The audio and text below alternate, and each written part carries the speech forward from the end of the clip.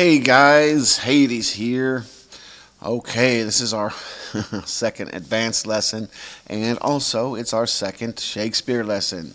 So we're going to be looking a little bit more at Shakespeare today, and this lesson is we're going to look mostly at his. We're going to look at one poem in particular, one of his sonnets, and we'll discuss his poetry in general.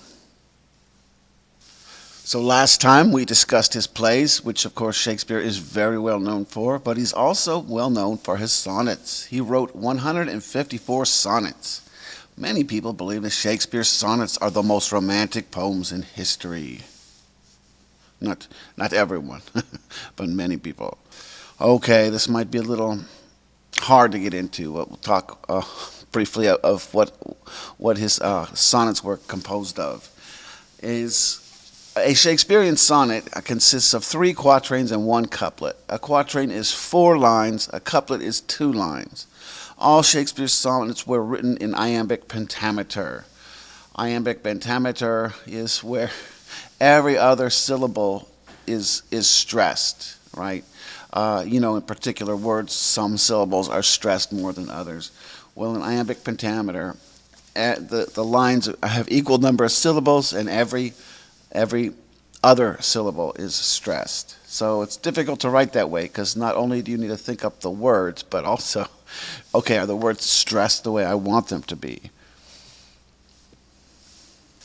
Okay, so here's the rhyme scheme, right? Line A rhymes, okay, with the third line. So line 1 will be A, right? And then line 2 will be B, then line 3 will be A, then line 4 will be B.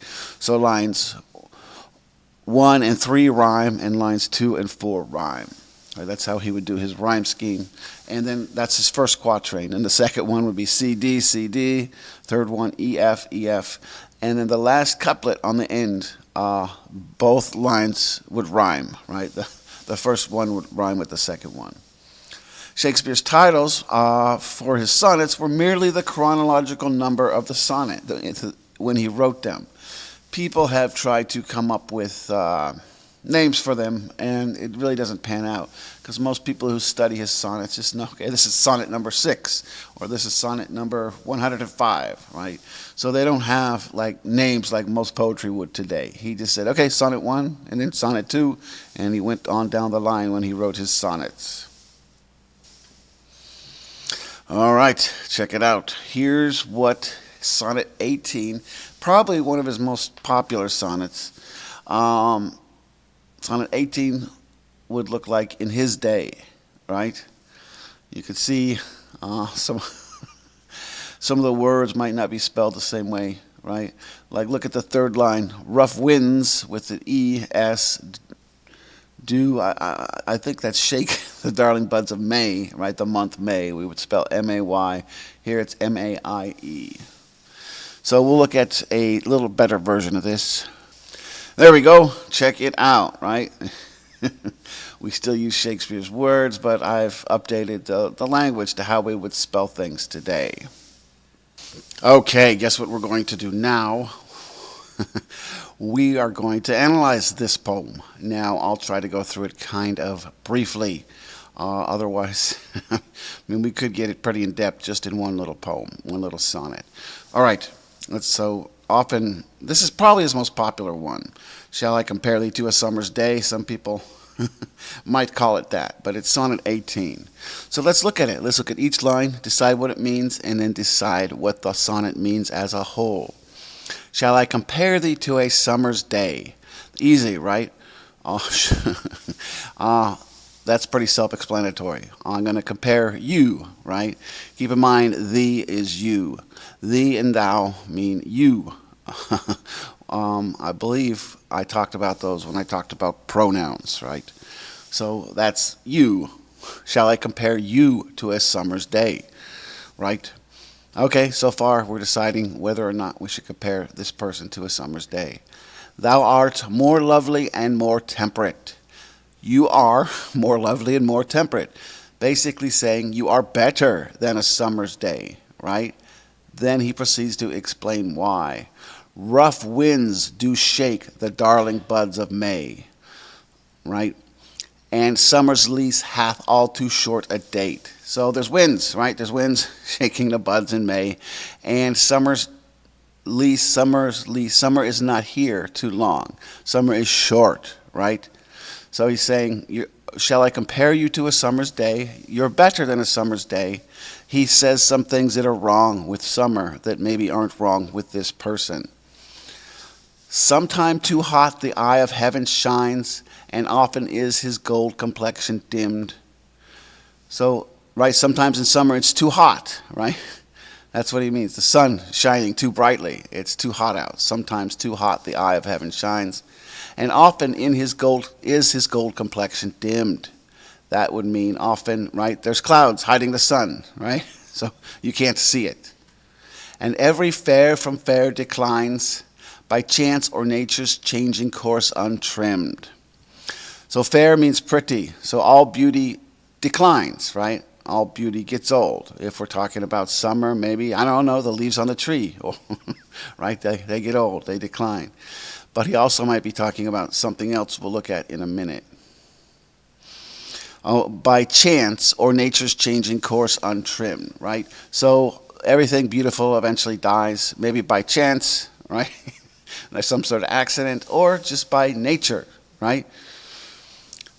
But thy eternal summer shall not fade. So he's saying, your eternal summer shall not fade, nor lose possession of thou fair thou owest. All right? So, nor lose possession of that fair thou owest. That would mean you're not going to lose possession of your beauty.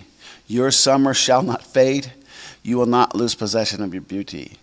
Nor shall death brag, thou wanderest in his shade. So, if you death cannot say that you'll ever die. He'll never brag. You know, there's a mythology of the Grim Reaper that comes when you die. He comes to collect your soul, right? But he's saying death, or the Grim Reaper, will not be able to brag that he's got you, right?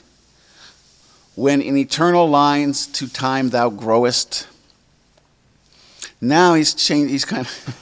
We'll talk about that in a second. So long as men can breathe or eyes can see, so long lives this, and this gives life to thee.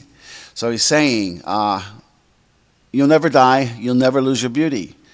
Because when in eternal lines, he's referring to this poem. In eternal lines, you're going to grow, right? So long as men can breathe or eyes can see, I think, right? So long as people are alive, so long lives this, and this gives life to thee. So what he's saying, right? Shall I compare thee to a summer's day? No, you're better than a summer's day. Then he lists off several things that are wrong with summer. Then he says, okay, so he lists some things that are wrong with summer. Then he says, you're beautiful. You're always going to stay beautiful no matter what. You see, because as long as men can breathe or eyes can see, as long as people are alive, this poem will live, and this gives life to thee. Meaning, this poem, whomever he's referring to in this poem, is going to remain beautiful forever because he described this person as beautiful. And on one level, he's not wrong, because it's 400 years later, and we're still reading this poem.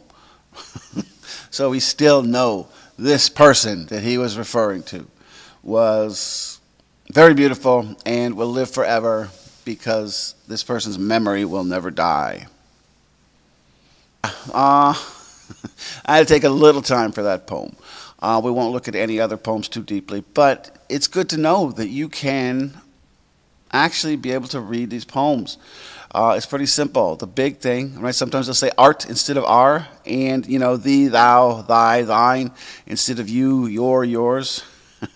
Other than that, and yeah, there's some words that have fallen out of fashion you might have to look up. And if you look at older versions of these poems, they might not be spelled the same way we would spell things today. But I think now you can take a look at one of his other sonnets and try to figure out what it means by yourself.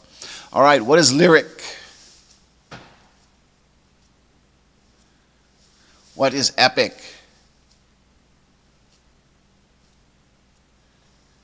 What is an epic poem?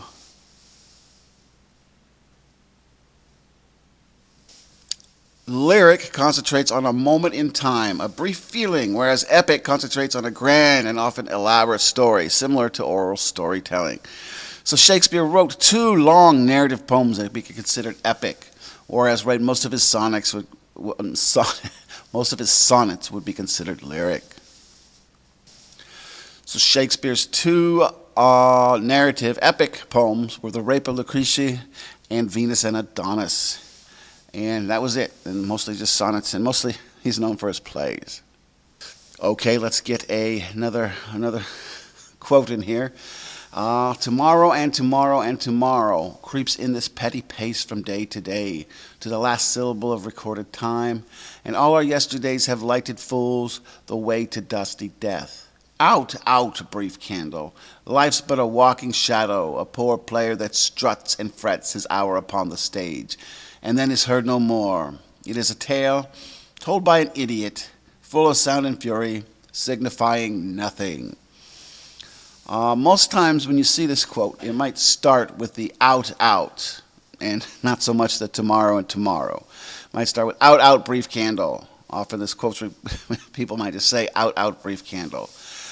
This is from Macbeth. Basically, Macbeth is, his wife had just died, and he's discussing how insignificant life is.